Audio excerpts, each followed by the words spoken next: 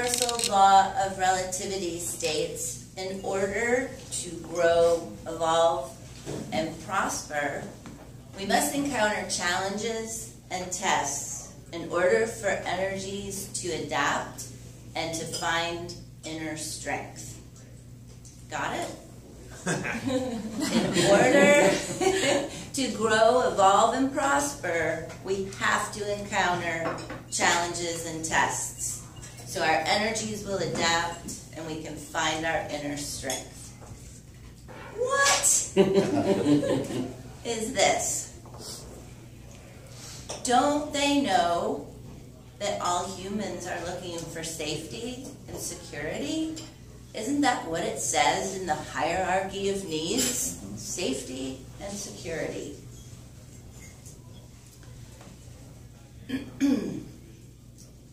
Normal feels comfortable, like your favorite pair of jeans. Everybody takes the fastest way to work. It's comfortable.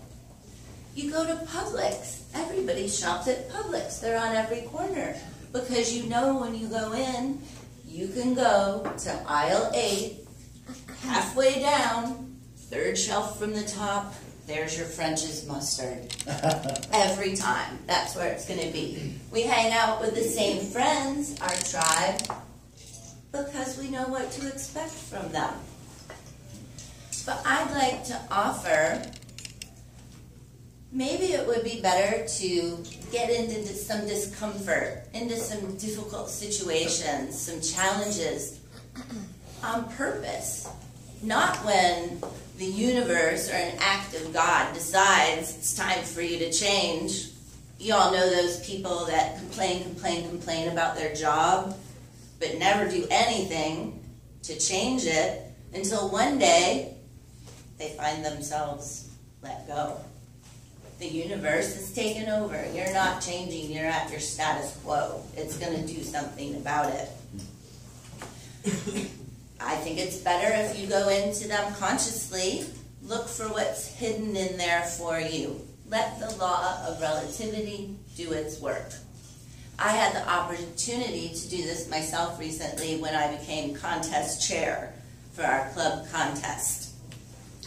Everything inside my head was screaming, no, no, no, I do not want to do this. But I listened a little more closely and it said, you don't have time for this. You're going to mess this up.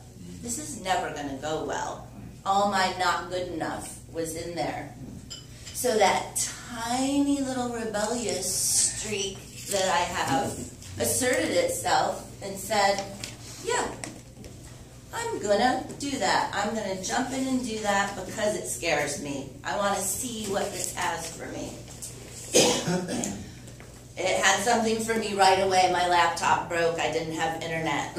Oh my God, how am I gonna do this without the internet? But I'm not gonna back out. I had a chance. I didn't take it. I'm gonna still do this. So my procrastination came up. When that happened, I waited too long, thinking I was going to get my computer fixed. The second thing that came up is, I don't know anybody. How the heck am I going to find judges for this thing? I do not know anyone.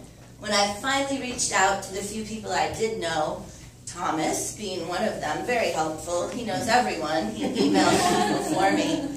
In one day, I was bombarded with emails. People were emailing people that I didn't even have helping me. I was getting threads and emails from everywhere. I was overwhelmed by it, which brought up the third thing. I evidently have this very fine line of activity that's comfortable for me. Push me over that line, I get overwhelmed. Then the overwhelm turns into anxiety. The anxiety turns into meanness. Kind of like when hunger turns into anger. That's what happened to me. I was getting a little bit vicious. The fourth challenge for me, was a personal challenge that I did consciously of wanting to stay present during every moment of this and enjoy it. I wanted to live it fully and enjoy the anxiety, the thoughts going on in my head. Those are some of the challenges. What were the gems, the nuggets that came out of it? Well, here is my list that I made for you. I'm just kidding, there's nothing. But there are that many things, I think, that came out of it. So many opportunities, so many insights and awarenesses that I had from going through this thing that I absolutely did not want to do. You know what I found out? People are busy. I call people a lot and ask them to take some time for me to watch something or meet with me. Well, when I was going through this, I felt so overwhelmed and so busy. I wasn't getting back to friends. I wasn't texting. I wasn't emailing them. It was days sometimes before I would give a simple reply.